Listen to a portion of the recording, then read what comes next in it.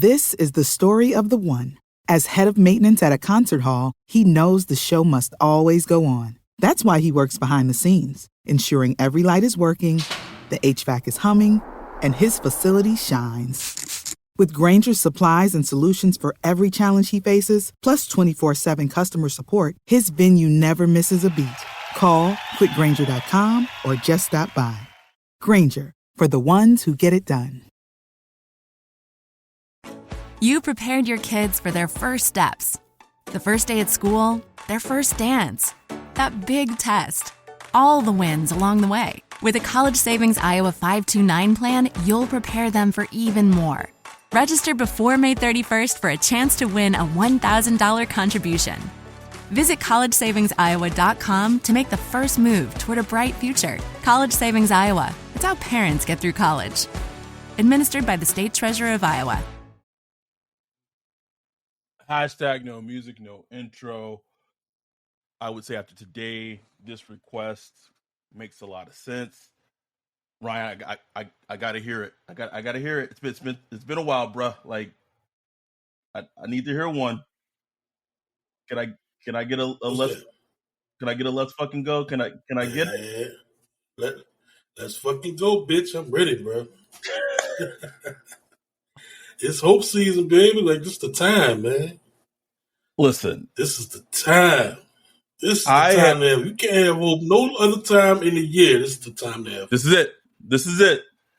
And I will say this, and as you and I have done consistently, when the Saints as an organization, coaching wise, decision making wise, lack of self scouting, whatever it is, when they have needed to be reamed, at times we were, the only, like, for a while we were the only voice out there truly criticizing the moves that they've made and the decisions that they've made. But what's fair is fair. And I think that's something that you and I try to do a good job on this podcast, just in that, man, when at least perceived good moves are just, like, some of these moves they made today weren't even like a perceived good move. They were just good moves. We would be remiss if we did not give the Saints as an organization, as a team, credit. Free agency is not done. The draft is not done. There's still some question marks on the team, offensive line. There's, other things. But this probably is the most hope we've had for the team under DA since the Chargers preseason game. Yeah. Easily, bro. I mean, maybe after week one, second half of week one, like, maybe we got, but like, the peak was that Chargers preseason game. The absolute Chargers preseason game, baby. And honestly, like, if you were to ask me today, just seeing, like, the Discord was just buzzing, and just seeing, like, the timeline was just buzzing. It's like, please don't fuck this up. Like, and we're gonna get into the moves, obviously, and break them down. But to me, these moves signified, not just these moves today, the moves they've made all offseason have really signified that Dennis Allen, clock is ticking, bruh. Like, if you cannot put out a formidable team, at least that can win the NFC South, in the Saints as they are presently constructed, and obviously the construction isn't done yet, but Derek Carr, Michael Thomas back for 1 year. You got two potential defensive tackles that may be ascending players, and to close the day, you signed Jamal Williams, when you and I have been talking about them needing a running back for the last 2 seasons. Like, you got to win, man. Like, And again, this is incomplete. We don't know what's going to happen in the draft, but these moves signify that Dennis Allen and to a lesser degree Mickey Loomis feel the fire, and they say, "Man, if we don't win, we got to do something. We got to do something ASAP." And I jokingly tweeted this, but part of me wasn't like a joke. It's like, Dennis Allen setting up a nice little team for Ben Johnson. Like, next season we gonna cook in this bitch. But let's talk about the moves. Let's go from yesterday, because we didn't record yesterday. I was in Phoenix last minute for work. Didn't have a way to record the podcast, but the news finally came out yesterday. Michael Thomas, the 1 year, came back on a 1 year deal, reconstructed it. They figured it out, because there was a chance that had they not figured it out, he was going to be released. And that's a deal that just made so much sense. And it's crazy how much things have changed in a month and a half, 2 months when that deal when his contract first got reworked. Yeah. This is no shade to Underhill, because we all thought it was like, man, like we talked about it on the podcast. We was like, man, it's gonna be a dark day when we have to unfollow Mike Thomas on Twitter. Like it was like a foregone conclusion. So I do feel that, Mike Thomas gets word that they're going to try to go after Derek Carr. He's actively recruiting Derek Carr. And, it's a win-win for both sides, because if he was to be released, he was going to be dead money on the cap for a player that wasn't there, and that was going to create another need. And like now everyone, like, he could come back, hopefully be healthy, be with a decent to average to maybe at times a good NFL quarterback, rehabilitate his standing in the league, his image. You don't create another gap on the offense. And I'm not saying they should probably still try to potentially add another wide receiver, but it just feels so wholesome, bro. Like you want to just hug it. Just want to hug it. Just want to hug it, bro. And it's just like you said, it made sense for both sides. Mike Thomas, he could have. I don't think he would have had a huge market, but somebody would have eventually paid him something to come in and, work himself up and give him a chance to, show himself healthy and get on the roster. But do you really want to go through all that on another team? You want to be on the Browns or something like that, trying to work yourself for the Browns to get your balls from, Mr. 20, Mr. 22, 25, whatever. Learn a new offense, be in a new city. Probably went to the Panthers or something like that. Like, man, you know where you at. You know the city. It's a team that, look, I'm all about players get money, but look, he's made a ton of money the past, 3 years without playing. Like a ton of money, bro. A ton of money without playing, which is partly the Saints' fault. Like, you know what I'm saying? Like I just hope they had that real conversation. Like, look, some bad things happen. A lot of it bad luck, a lot of it bad decisions. Bad medical teams. Bad medical team. But look, here we are. Here's a chance for you to reclaim your fame, reclaim who you are, who we know you are. Like, the Saints know him better than anybody. No other team really knows who he is except the Saints. They know he's a hard worker. They know he's, obsessed with winning. Then, you throw in the Derek Carr thing. Derek Carr can't wait to work with him. I thought that was huge. I think that made like a huge impact on, Saints saying like, look, man, let's get this done. Let's give Derek Carr every reason to succeed. Is what, we talked about on the last two podcasts. It's like, just don't let him fail. Don't let Derek Carr fail. And if he fails, okay, it's on him. But don't be the reason he fails. Don't let, we didn't have these weapons, or we didn't have this running back situation figured out, or this, slot wide receiver figured out. No, like, give him all the answers and let him go and win it. You know what I'm saying? Let him go and be the guy, the best Derek Carr that he could be. And now you get to do that with, hopefully, look, it's a gamble. Like, Make no mistake, it's not like the dude hadn't really played in 3 years. Right. Spotted, a couple games last year, but he hasn't really played. So he does have to prove that he could play like a full season. That's a true gamble. But when you just step back and look at it and actually just look at the details of it, he had a completely different injury last year. It was a toe injury. He immediately went on IR. He's, according to reporting, he's healthy now and he'll be ready to go, once OTAs, minicamp start. So, we'll see from there, man. He's he should be worked back from the ankle now and all that stuff. So, like, if he can handle the toe, and look, he's not going to be the same Michael Thomas from 2019 when he broke the records. But he's still going to be that good physical possession receiver, slants. Be that slant boy. Shit, we used to laugh about slant boy. No, be slant boy. We need slant boy right now. You know what I'm saying? And that's be that physical red zone threat. But it was just that I was just gonna say that was sorely missing in the offense.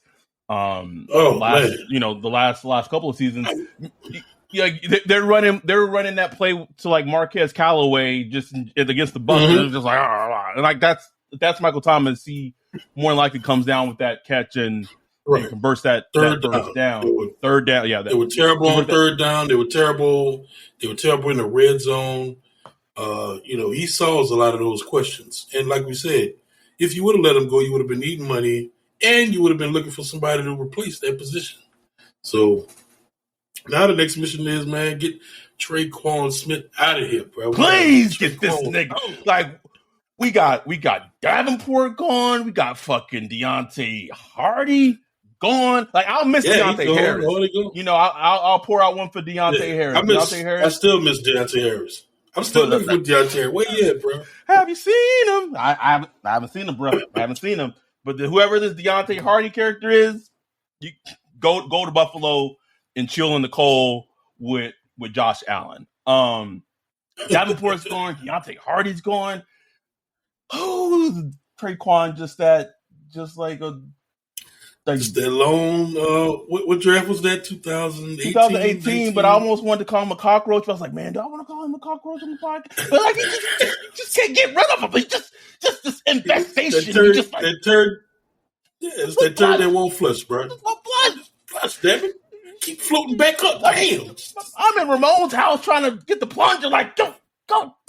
Just go down. I can't believe they signed Tre'Quan to like a 2-year, $4 million contract last offseason, bro. Like, why, bro? Why? They was down bad, bro. Bad.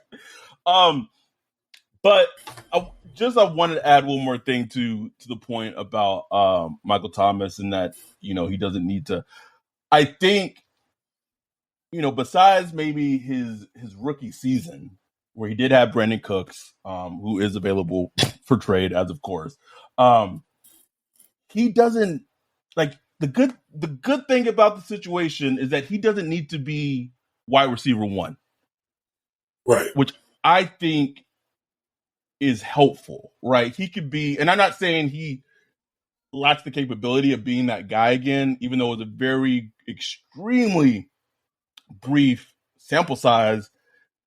Again, what he did against AJ Terrell in the second half of that Falcons game in week 1, and AJ Terrell is a very good corner. Like I hope Saints fans can take away their bias and realize that he is a damn top 10-ish, top 6-ish corner in the league.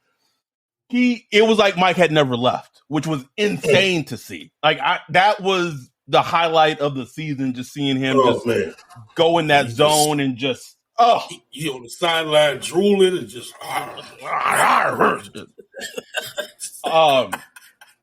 And we'll get to it with the Jamal Williams news, but it goes, and it's going to sound dumb because there's no quantitative way to qualify this.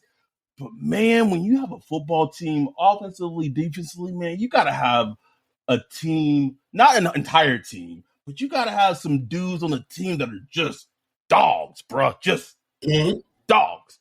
Jamal Williams, he said it in the post game against the last game against the Packers. Dogs. We know Mike Thomas is a dog. There's just Yes. you need that on your team of just don't care what's happening. I'm gonna make a play. I'm better than you. And now he can just be. I'm not saying he's gonna be just a guy at wide receiver, but he could just like the pressure's not on him to be wide receiver 1, top 3, top 5 wide receiver in the league because you got Chris Olave, you got Rashid Shaheed, and I still want them, and not my money. I'm pretty sure they can figure it out. I still want them to go out and get, like, I know Hunter Renfrow is like a name that's been thrown out there because of like his contract and like it becomes guaranteed on Friday. And I'm in Marshalls, bro. Like, bring me Braxton Berrios. Like, he isn't as good as Hunter Renfrow, but like they do the same thing. Like, they're very similar players, and then like he's gonna be a lot cheaper. And like I feel like if you could just add that piece of someone that, and obviously Chris Olave does it, Shaheed does it, but just kind of in the slot can win quick, like a little jerk route. Berrios, Renfrow, Carr does great. And then you with got receivers like full that. offense, right? You got a full offense there, bro. I'm just saying, like Berrios is not going to cost a lot of money. Like, he's can be had for probably $2 million or something like that. And at that, you got your receivers filled out. We got Jawan back. We got Jamal Williams. AK, we'll see. We'll see what happens with AK. But that aside, offensive line issues aside, I don't want to make the offensive line sound like they're, it's not a problem. But at least you got an offense. You got an offense. And we talked about Dennis Allen not having excuses. Pete Carmichael, I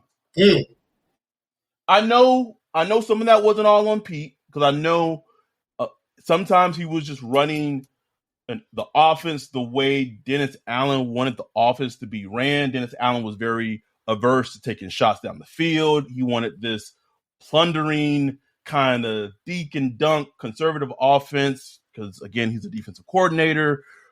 And that said, even if that was the game plan, there were still some games Pete called that was absolute shit. Like, period. Period. Now, with this proposed offense I put on paper, which pretty much is a reality minus a Berrios or Renfrow, man, you got to go out there and score some points, bro. Like, period. And you got Derek Carr there. He ain't about to sit. Derek Carr ain't about to sit back there with all that. No, man. Derek Carr want to score some points, bro. So you got to go out there. You got these weapons. You got Mike Thomas. You got Chris Olave, Rashid Shaheed. Those are ascending young talents. We don't know what they're going to be. We don't know what year 2 Chris Olave is going to be. Year 2 Rashid Shaheed. We only see 10 snaps of Rashid Shaheed, man. Like, he could be like an absolute demon. We don't know. So, like, bro, the sky's the limit for these dudes, and Pete got to cook, bro. Pete got to be creative. Go rewatch some old Saints tapes, the old Sean Payton days, and bring some of that back, bro. Man, bring some of that. I was flying to Phoenix last night and was on the flight, connected to Wi-Fi, and they had, you know how NFL Network is having like the spotlight games of some of the free agents, bruh? They were spotlight. This is probably the only spotlight game this man has in his career. They're spotlighting Jimmy G, bro. And guess what? You know it was a 2019 game, bro. Mm-hmm. But I watched about 2 drives that the Saints did on offense. Obviously, Sean Payton was calling plays, man. And this was like Drew Brees. That game is Drew Brees' like his last great game. Yeah. It was just watching, I was like, man, we don't know how good we had it, bro. We had it good, bro. Like, we had Drew. It was Mike Thomas. I know people like to bag on him, but you had Jared Cook was making plays, and Josh Hill, and this was the 49ers defense. There was Bosa in his rookie season. Fred Warner. I remember when that defense was coming in, everybody was like, "Ooh, that San Francisco defense. What are they going to do? They ain't going to be able to throw the ball." Shit. Sean Payton went out there. had that blocking plan together and was slinging that bit. Slinging it, bro. Slinging it. Going after Richard Sherman most of the game. It was just so. It's just like watching it. Like, God damn, man. Like we had it good, bro. Just good, spoiled. Also, just a quick aside. Fuck Packers fans forever. Just fuck y'all. Don't want to hear any more. You cannot have. I don't want to hear nothing. Nothing. A football conversation. You a Packers fan, and if it's the theme of like, woe is me. We don't have a. They had 30 years of almost excellent, top-notch quarterback play, Ryan. 30 years. I am 35. Two first ballot Hall of Fame quarterbacks. Back to back. Back to back. Come on, bro. And the fact that each of those quarterbacks have just won one Super Bowl, bro, it's hard. It's hard to win them, bro. It's so hard, bro. Hard. Anyway, going back to the Saints. So that was the news from yesterday. And then this morning, get the tweet or the alert from Schefter that Deontay Hardy's going to the Bills. And it's like, hallelujah. I know my dude David, Ty Harley, and Wales was just thrilled because he was fed up with this nigga, bro. Like, you should have seen us at the London game when we was right behind him. This nigga just throwing his hands up, just fair catching. No. Woo! David was hot, bro. He's gone. Boom. Gone. So, first signing of today happens, and the Saints signed and agreed to terms with Nathan Shepard, former Jets defensive tackle. He was drafted in 2018 by the Jets. I want to say in round 3, and kind of seems like he may be an ascending. I won't say maybe ascending is a little strong, but a player that is on the upward trajectory. Of his career in a position that was needed. And he's only 29, which is kind of older for a player. And he was born in Canada, bro. Saints and their fucking love of Canada defensive ends and tackles. They love him, bro. They love him, bro. They probably had like a scholar report on this. They did. But yeah, he's one of those players, man, that's just gotten better over the years. Excuse me. Last year, that was his best PFF grade, for whatever you want to take for it. He had a lot of, had a good bit of, had about 200 pass rush snaps, and in those he had like 6 hurries and 9 hits, which is good. Like that's good numbers, believe it or not.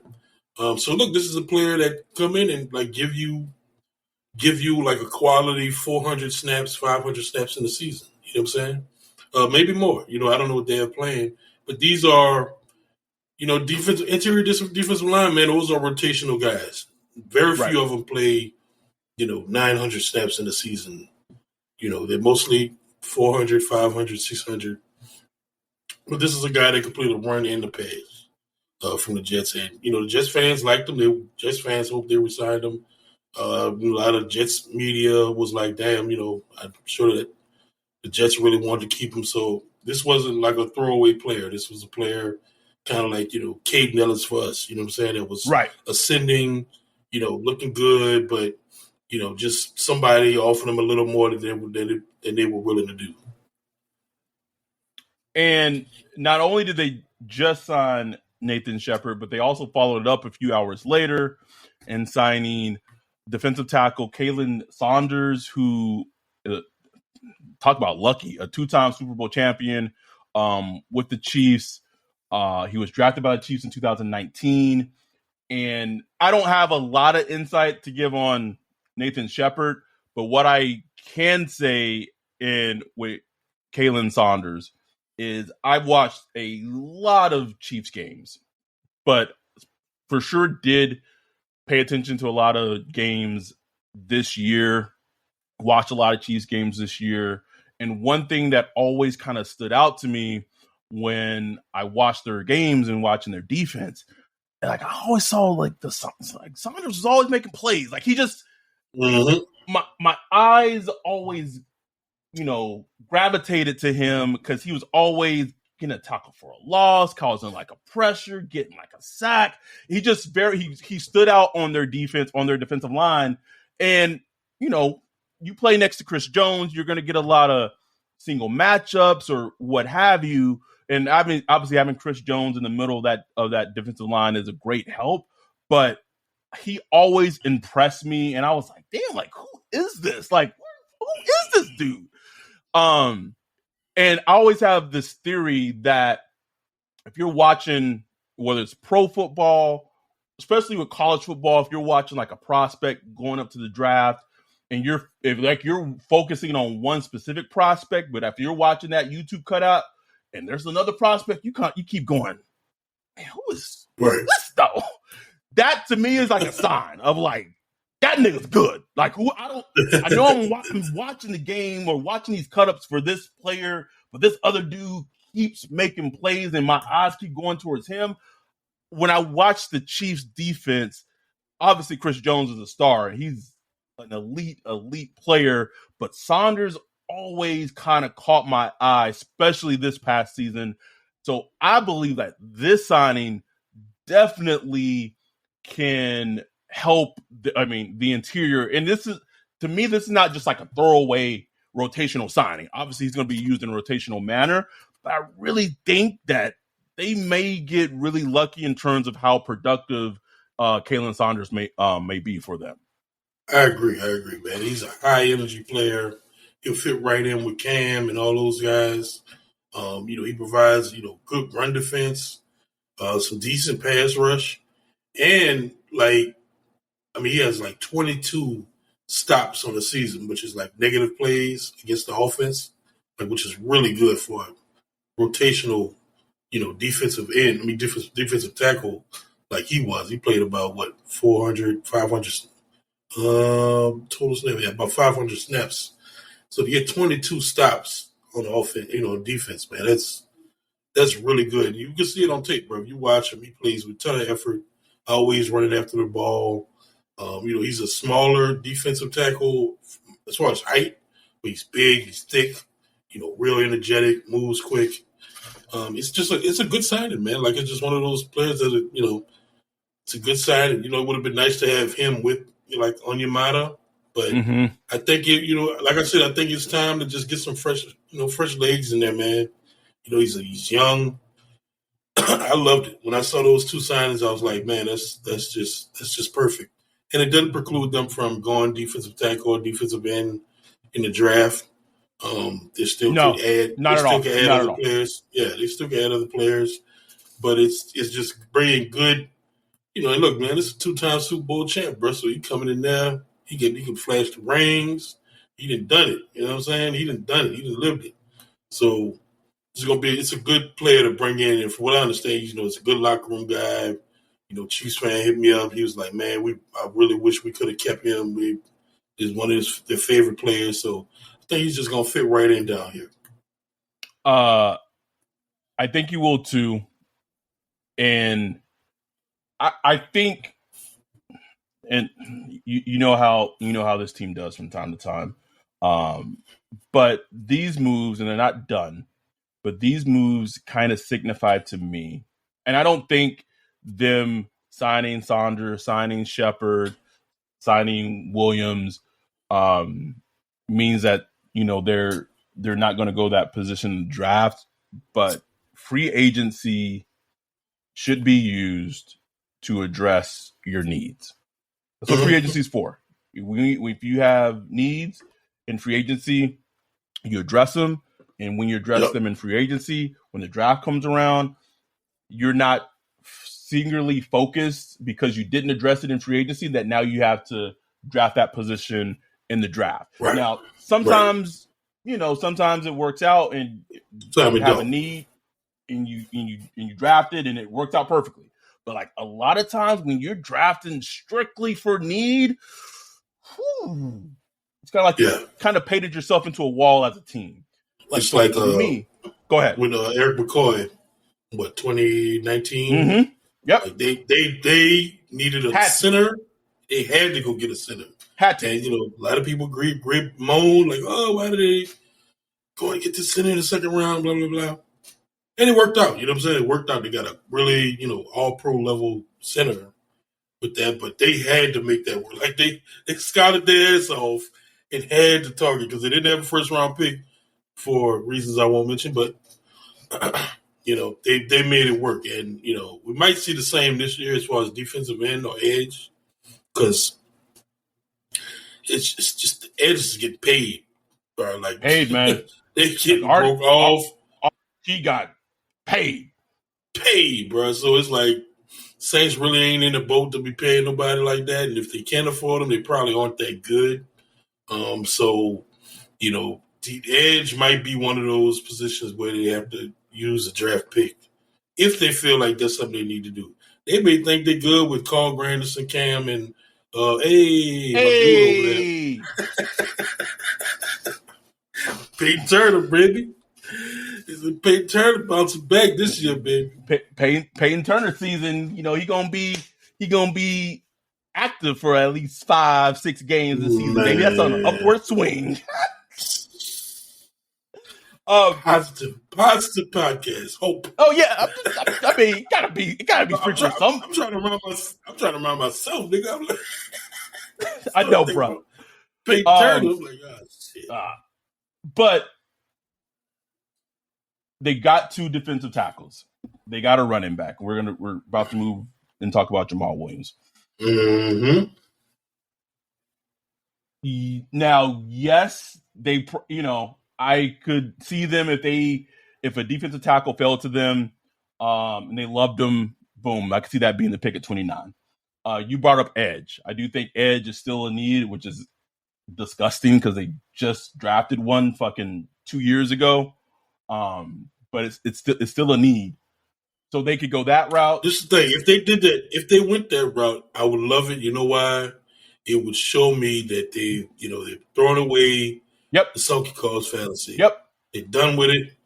You had them as a healthy scratch at the end of the season. You're done with Peyton Turner. That's what that would tell me, and I would really congratulate that. Okay. Yeah, I mean, I will give you negative for drafting them. Right. You drafted them, so you deserve criticism. But you didn't double down. But it's back. Right. It's kind of also back to that point that if you're going to draft another edge, you got to get this one right, nigga. Get it right, bro. Bro, you can't draft 3 edges in 2018, 2021, and 2023 and miss on all 3 of them bitches, bro. Like, you cannot do that. Can't do it. But I do think that these moves, to a small degree, and I'm going to be careful how I say this because this isn't any inside information, not spilling any beans. They could truly kind of like let the board come to them a little bit, bro, and not have to force, like, we got to get a defensive tackle. We got to get a running back. We got now, again, I still think they do need, like, if there's a stud D tackle and it falls to them, I can see them being the pick. Edge, can see that being the pick. Running back, even with the Jamal Williams signing, I think both you and Max have kind of said it like you got to kind of treat the running back position as just imagine AK's not even on the team anymore. And I think exactly that's how so that to me it's like shit. If Bijan is there at 29 or Gibbs is there at 29, shit, we might draft them. But I do love the way that they're addressing the needs and areas on the team in free agency on good deals. Like these deals, and this is not just Saints related. A lot of these deals that a lot of players are getting around the league, except for like offensive linemen, edge rushers. It's like teams being stingy as shit with their money, bro. Like, yeah, bro. Really are. I haven't seen like that. Usually every year there's that contract. Like, good God, and there's Christian Kirk last year, which even though Christian the contract was crazy, it ended up looking like okay. Man earned every penny of that fucking contract. Earned every penny of that thing. Earned every penny. You know what I'm saying? But at the time, it was like, woof, what the hell are they doing? I haven't seen that contract this year. Like, I was like, okay. No. Every dollar sign I see, I'm like, okay. Like Jesse Bates, he got a lot, but it was like, okay, Jesse Bates, he good ass fucking safety, bro. Good ass safety, like you would expect that. But I do like how they're approaching this free agency and addressing those needs. And then, a month and a half from now, or a month and a couple of weeks from now, when we're, in New Orleans, gathered together, watching the draft, all that, they can just just let the board come to them. And like when you're in that position as a team, the world is your oyster, man. Like it is oyster, bro. It's a great place to be football wise. Let's get to. They have 8 draft picks. 8 draft picks, bro. They got 29 draft picks. They got 40. I know they got 2 fourths. Or maybe they got 3 fourths? Maybe if the comp picks or whatever. Or the comp picks for next year. I'm dumb. Never mind. I'm dumb. Yeah. They only got 1 comp this year in the 7th round. That's right. I'm thinking ahead. I'm thinking next year.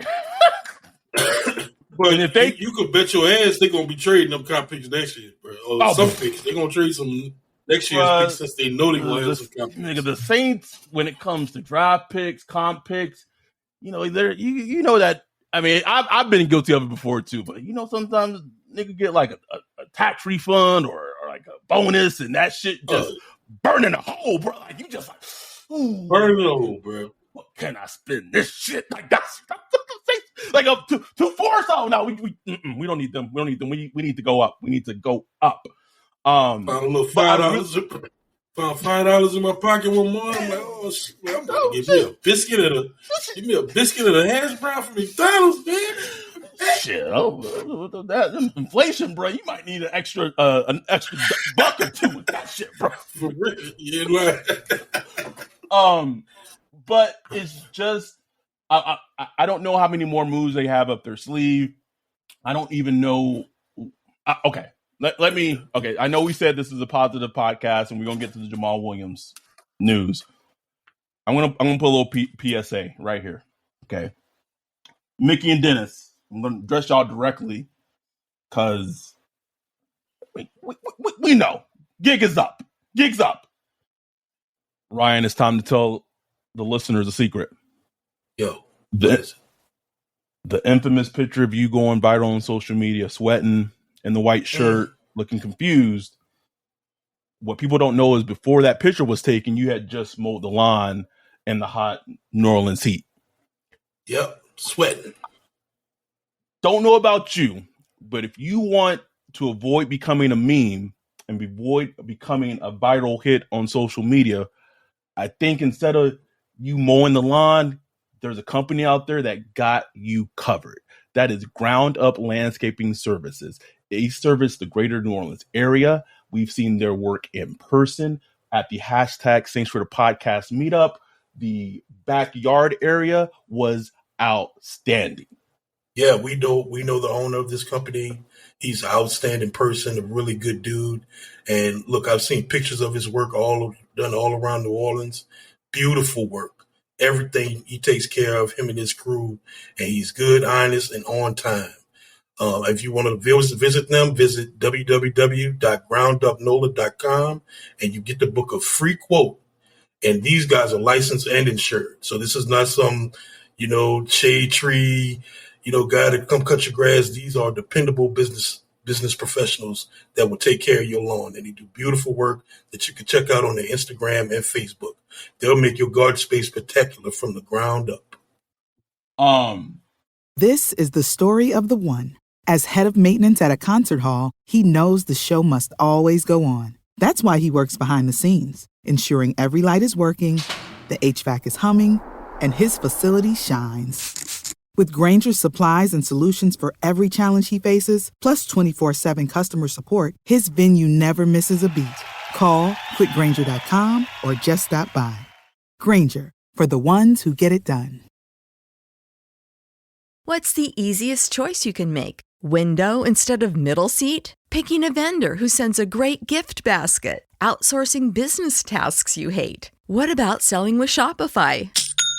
Whether you're selling a little or a lot, Shopify helps you do your thing, however you cha-ching. Shopify is the global commerce platform that helps you sell at every stage of your business. From the launch your online shop stage to the first real-life store stage, all the way to the did we just hit a million orders stage. Shopify's there to help you grow. Whether you're selling scented soap or offering outdoor outfits, Shopify helps you sell. Wherever and whatever you're selling, Shopify's got you covered. Sign up for a $1 per month trial period at shopify.com/try. Go to shopify.com/try now to grow your business, no matter what stage you're in. Shopify.com/try.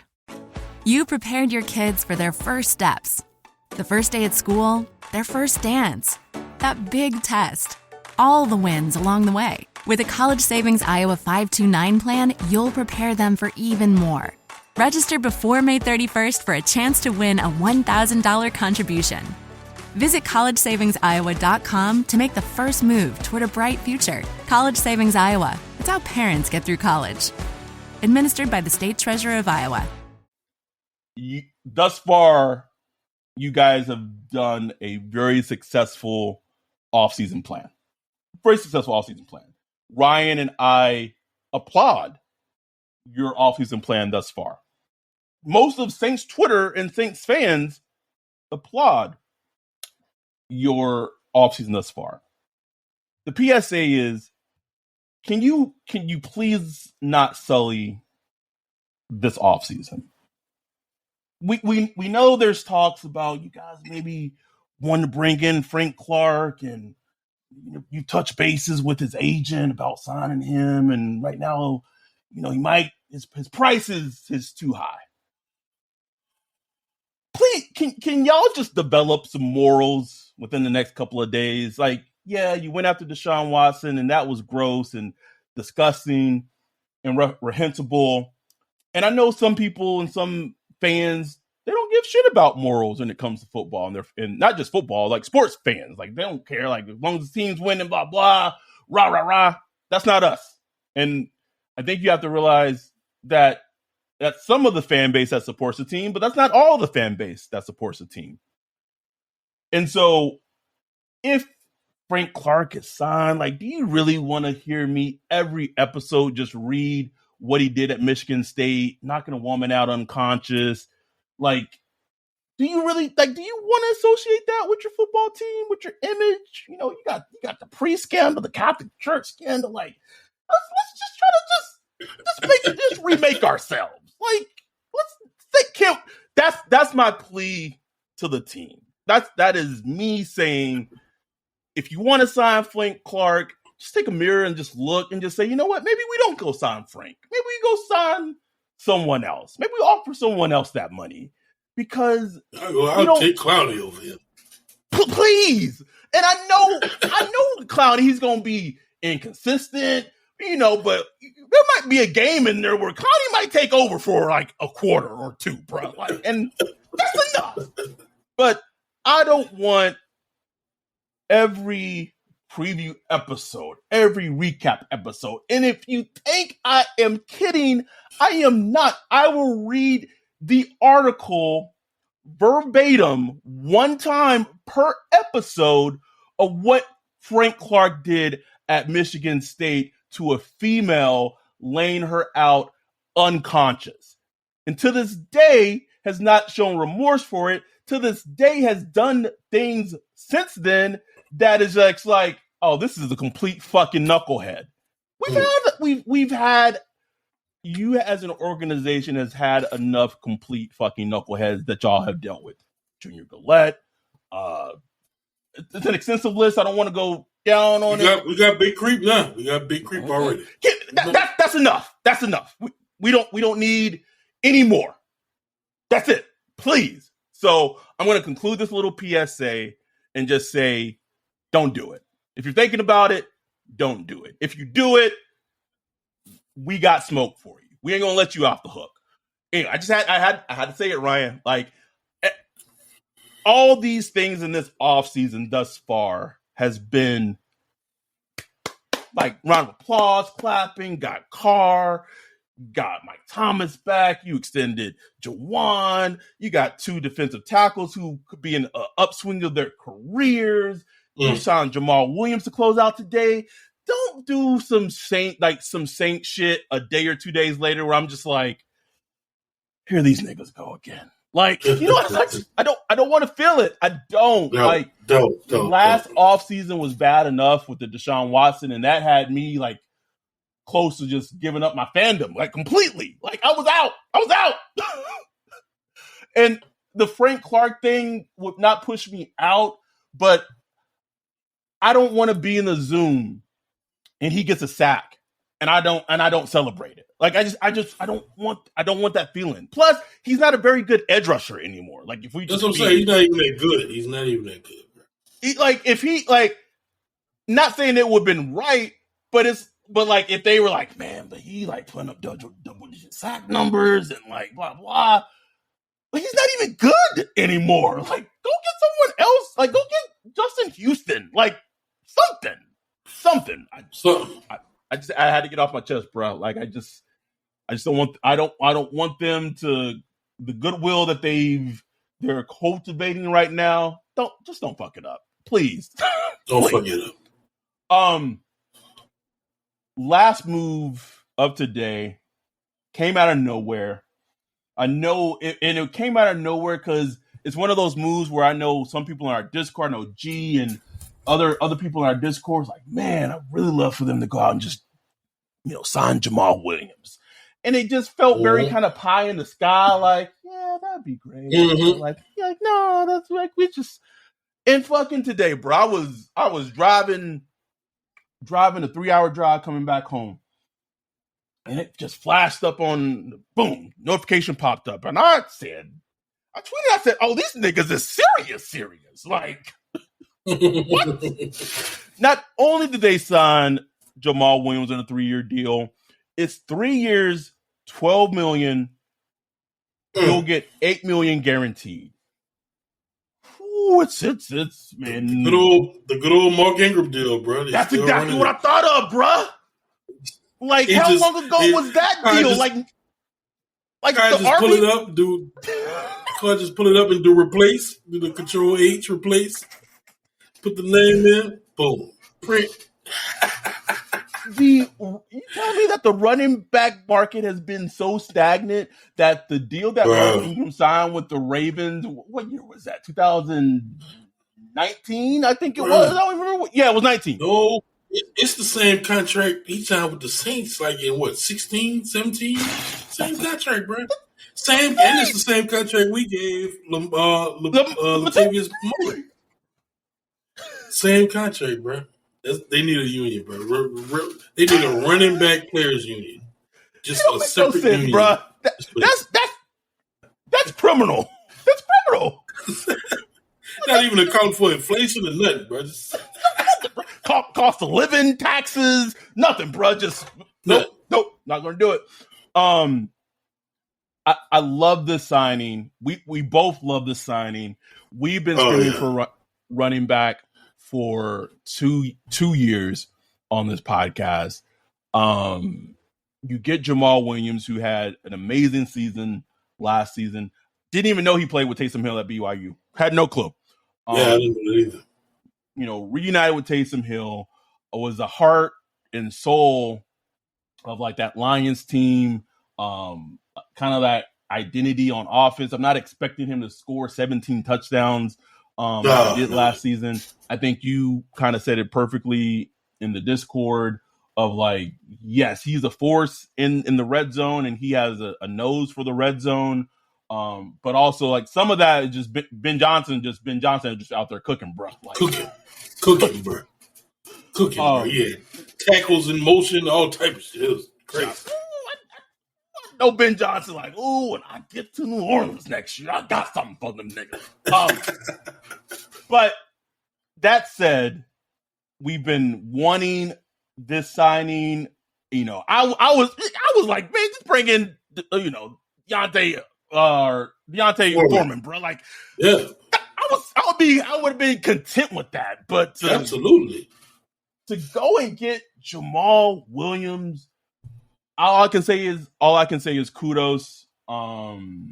And the biggest thing I think is that I think you still need another running back because I'm pretending AK's not on the team, but this signing really allows DA to have his version of what he wants offensively. Yep, precisely.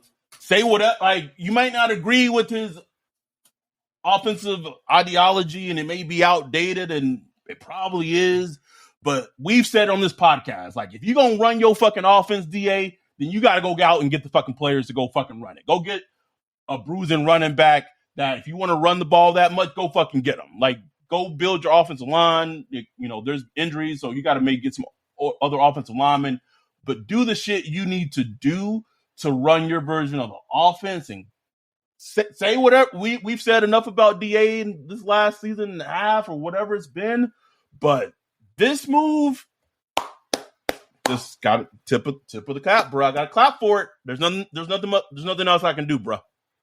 No, bro, and he's a good running back, man. Like he does everything you want. He can get you down the middle. He can get it on the edge. He's physical, patient in the hole. Knows for the end zone when he gets close. He beat up linebackers, can block, everything you want, man. Such a perfect guy to split carries with AK or, a rookie who they bring in or whatever. But he, just a perfect match. And, personality-wise, he's going to fit right into the locker room, bro. He's an energy bunny. He's going to bring the vibes just like Mark Ingram used to bring. Gonna fit right in, bro. I loved it, man. I saw that sign and I'm like, we good. Like I don't need no more free agency signings, bro. They could pick a few players off here and there, but these here, I'm good, man. Like these defensive tackles, Jamal Williams, bring back Juwan Johnson, you get Mike Thomas. I'm good right now, bro. I'm good. Like if I was being greedy, right? I'm gonna be a little greedy. Like I said earlier, man. If they could just go out and just get a little Braxton Berrios, I'm good. Like you keep me in bubble wrap until fucking April 27th, bro. Keep me in bubble wrap. Then you got the draft too. Oh man.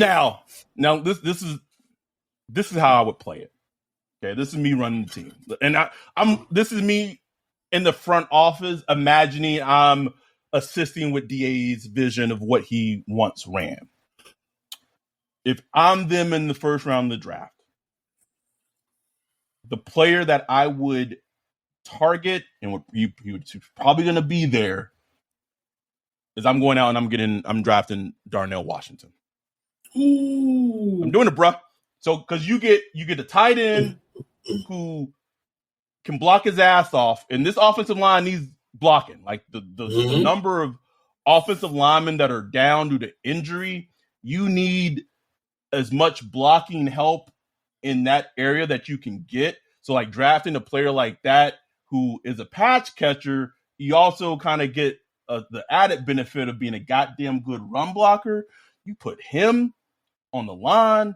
You got Jamal Williams, who's a bruiser. Like then to me, that's the Voltron form. And that is, at that point, you have given Derek Carr every possible fucking way to succeed. You draft Darnell Washington, you can go 12 personnel. I feel it, right? Like don't let Penny come back healthy. Oh Lord. I'm just saying, bro. That's when you can lean on defense. You can lean on them in the full quarter, and they know you running. You know you running, and they can't do a goddamn thing. The crowd know you running, and it's just like, damn, nothing we can do about it. Just take it. Just take it. Oh. Just like that Bills, AK Mark Ingram Bills game, bro. Yep. Just take it. That's what I would do. Now, if you get now I'm going to walk this back and say, if someone like that, that Pitt defensive tackle Clancy falls, like that, I think you run to the podium. Yeah. I haven't watched a single snap of them, bro. Haven't watched a single snap of them. Couldn't tell you. Get them. But only player, like I haven't done a ton of work I don't want that Army defensive end, bro. I don't want him, bro. You don't want him, bro. And look, he was productive. So you don't support. I got a bad. You don't support military rights, do you? You hate the country. You hate the U.S. I don't care. Call me what you want, bro. Call me a commie, pinko commie. I don't give a shit. I don't care. I got a bad feeling, bro. To be fair, I don't think he's a first round pick. I don't think he's. Well, he was. He was for a hot second. Senior Bowl kind of knocked some of the heat off of him because he was getting blocked. His ass was getting blocked in the Senior Bowl, bro. But he has good tape, bro. Like his tape is better than 2 firsts and all that shit. So I say that much. But I get a bad feeling, bro. I feel like, man, it's gonna be another one of those smiling ass niggas. Don't want him, bro. Don't want him, bro. But he just seems like a Saints guy to me, man. Can we draft someone that just looks angry, bro? Like, just angry. They can just like, ugh. I want them on the smiling niggas. He was about to get like Deion Sanders on this, bro. Like, get someone from a single parent home, bro. Is Jeff Ireland still asking prospects if they moms are prostitutes? Can we bring those questions back? We need something differently when we evaluating these edge rushers, bro. Let's get it out of hand. Get that hand. But if again being a little greedy, give me a Berrios, and then I'm going to throw one. I want 2 more players. I don't know how they can figure it out. Whatever, Kai, figure it out, bro. Bring me a Berrios. Bring me Al Woods. There you go. Ooh. I'm good. Al Woods going to be a 1 year, $1 million deal, bro. That's it. You know That's Al Woods it, ain't even going to count on the accounting sheet. Ain't even going to be on the balance sheet, bro. Just bring him on in. Because at least Al Woods does one thing well. That's play the fucking run. So have him in on early fucking running downs, and I'm done with free agency. Let's fast forward to the draft. Fast forward. Don't care about the rest of it. I do want to say this though. I know this is a Saints podcast, but as a fan, you always kind of paying attention to like what your division rivals are doing. I'm gonna say this. Be careful. Panthers might be doing something over there, bro. I'm just they cooking, bro. I ain't gonna lie, man. Panthers might be doing something over there, bro. Like, if they get this quarterback pick right, that's the thing. That's the thing right there. They gotta get that right. It's a must. It's a must. I want to just. Nobody knows who it is. I think it's going to be CJ. That's not any inside information. That's just my. No, that's what most people think, though. Like Las Vegas think it's CJ, but Michael Lombardi he think it's 60% that it's Bryce Young for whatever that's worth. I don't know, but it's interesting, bro. Like it's going to be interesting. It feels like CJ Stroud, though, right? I can see him over there. I can see him over there, and I like he strikes me as a player that would mesh well with the things that Frank Reich likes to do. Mm-hmm. And that'd be a good pick, bro. I ain't gonna lie, bro. It would. It absolutely would. One more thing I wanted to kind of hit on a point that you made was, I don't know if it was in the Discord or I don't know if it was on Twitter. I don't have a sense. But you talked about how crucial this draft is. Crucial. It's like, I don't think fans, maybe they do. Maybe I'm underestimating fans. It's one thing to have a good free agency. And again, this is, we don't know how it's going to work out. But it's one thing to have a good free agency. And let's say the players at the Saints sign Jamal Williams and 2 defensive tackles. Let's say that, and Derek Carr, because I feel like I don't want to forget Derek Carr because he's like a huge fucking piece in it. Let's say that they hit on those signings close to like anywhere between 70 to 100% in terms of whatever you deem hitting on a signing is. If you follow that up with a draft, or you hit on like one of the players out of the draft, or like no of the players out of the draft, so much because the young blood, the cheap contracts, that's what keeps teams truly in contention, bro. Like, like the Seahawks, as a great example last year. Yes, Geno came out of nowhere and lit shit up, but the Seahawks had an amazing draft class last season. Yeah, it sure did. Phenomenal. It needed it too. They did, because they've had some shit ones, to be fair. Right. But like that draft class for them is kind of reinvigorated and revitalized like their whole trajectory potentially as a team. Yep.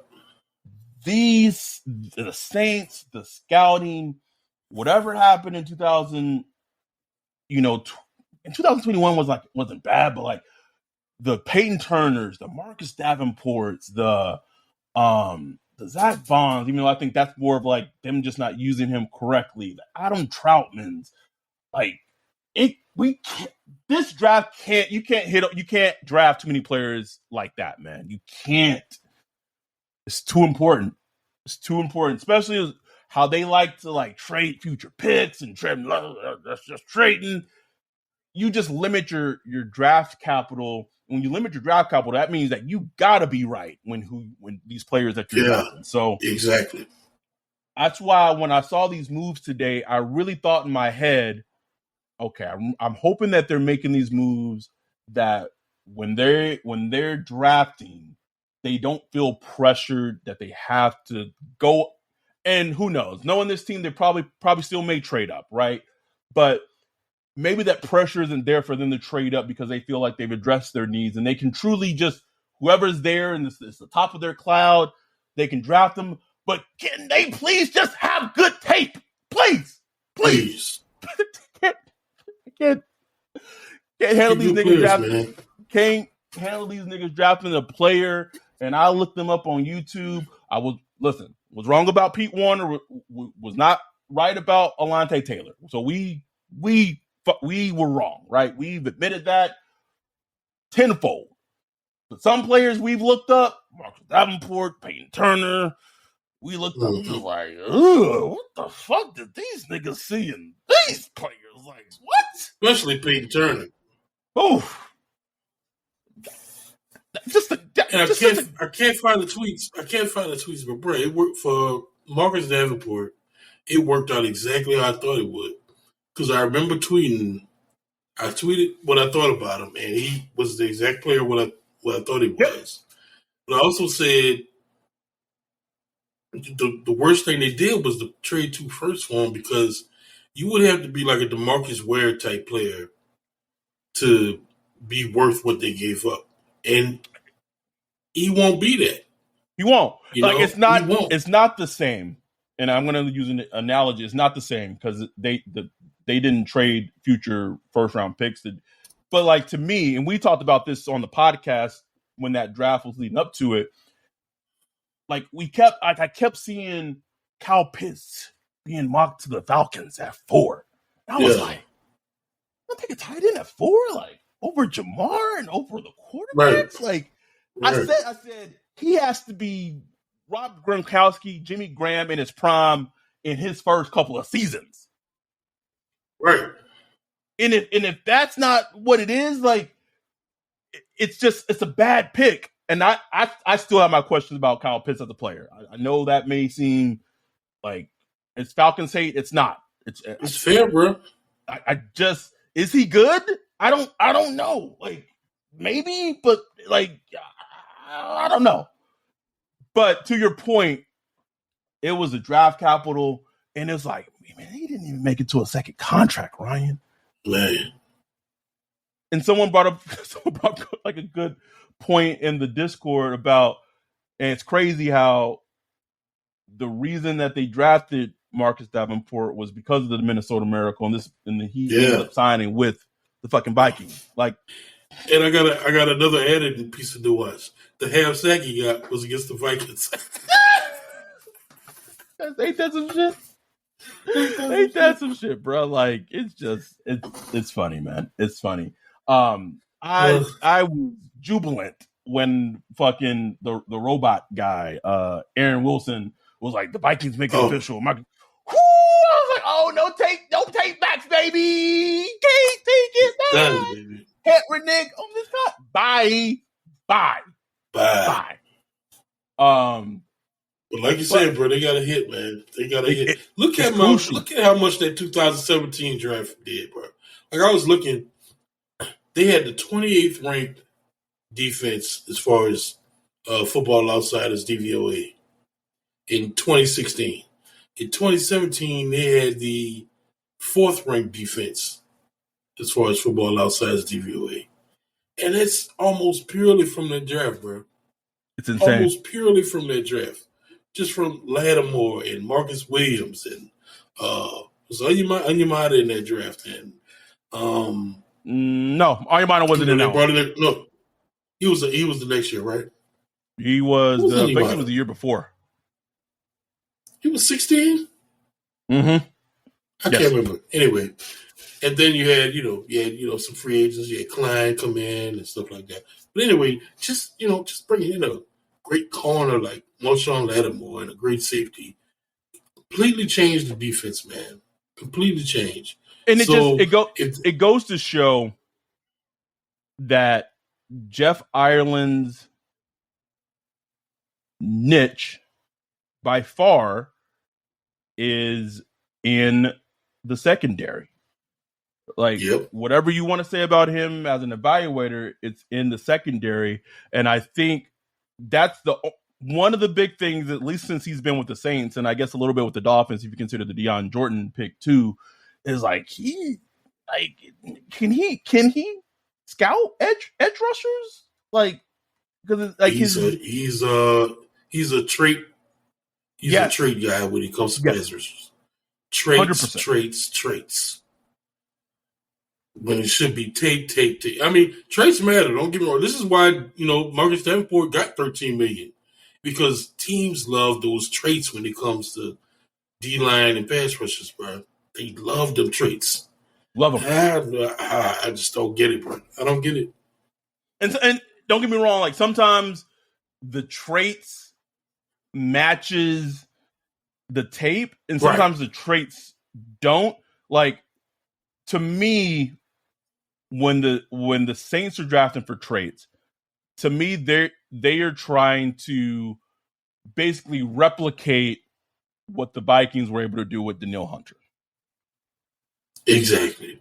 And it's hard. That's rare, bro. Like, that's rare because rarely happens. It's rare you get a player that's better in the pros than he was than they are in college. It rarely happens. I remember watching Danielle Hunter at LSU, and I didn't see it. I did not see it. I was just like, it wasn't there. You wasn't the only one, bro. It wasn't garbage. There. No, I know. Like, his tape was just garbage. Like, what? Ugh. But he was like an athletic freak. He was, I don't know what his RAS score was, but I'm pretty sure it was fucking ridiculous. And it's in the 9s for sure. Yeah. And then lo and behold, he became like for a period of time, he was like an elite edge rusher in the league for the Vikings. So every time they drafted a Peyton Turner, a Marcus Davenport, and I don't think they're using like Danielle Hunter as like their example, but like, to me, they're trying to replicate how the Vikings were able to do it. Keep in mind, Danielle Hunter went to fucking Mike Zimmer, and he may be old and crotchety, but he could coach some fucking defense. Right.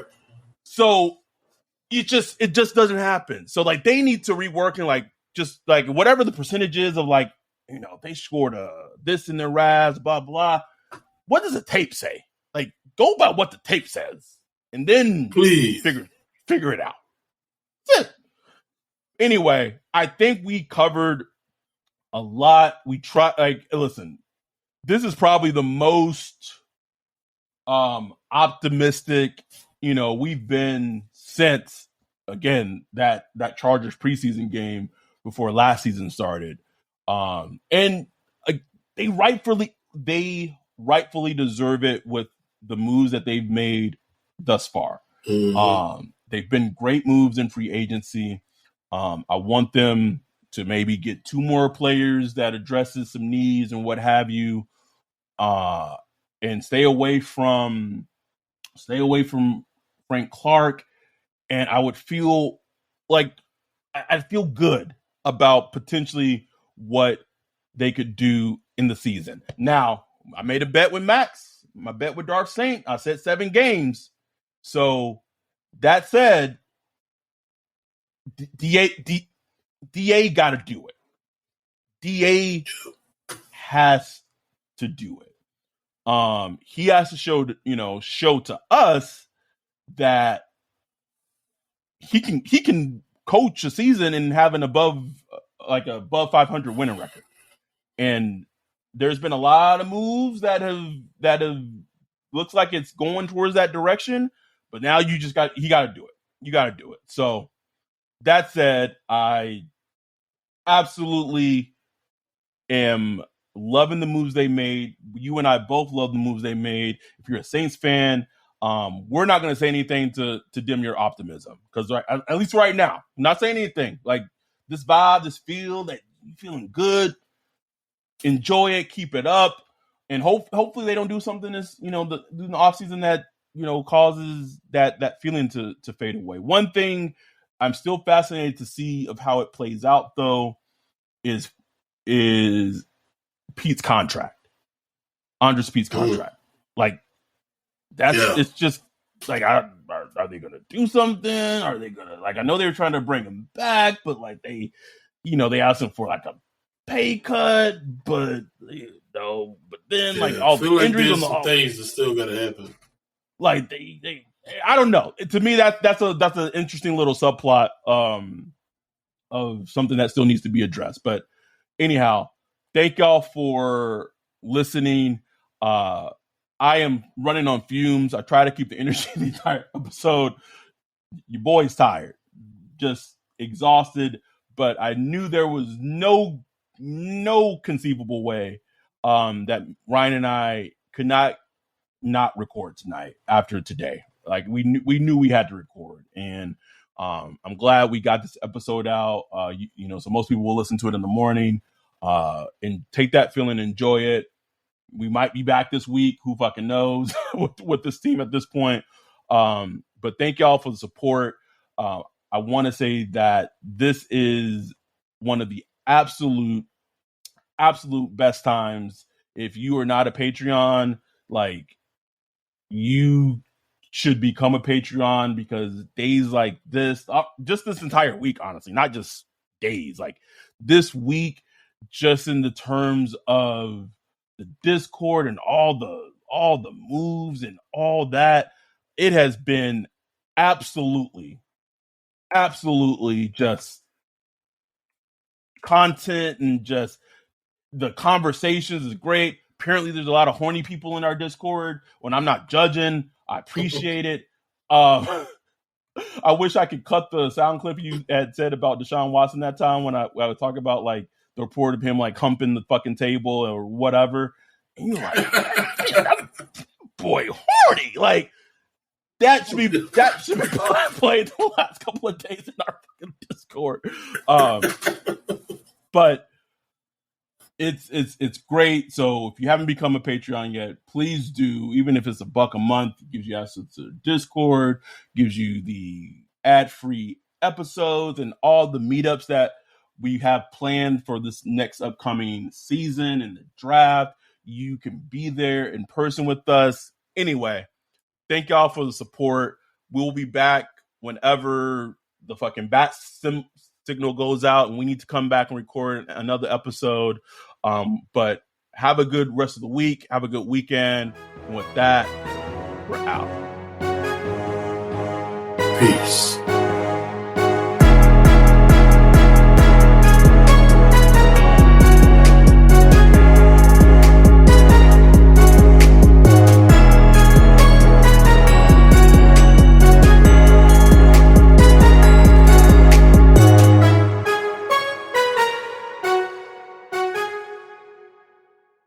This is the story of the one. As head of maintenance at a concert hall, he knows the show must always go on. That's why he works behind the scenes, ensuring every light is working, the HVAC is humming, and his facility shines. With Granger's supplies and solutions for every challenge he faces, plus 24/7 customer support, his venue never misses a beat.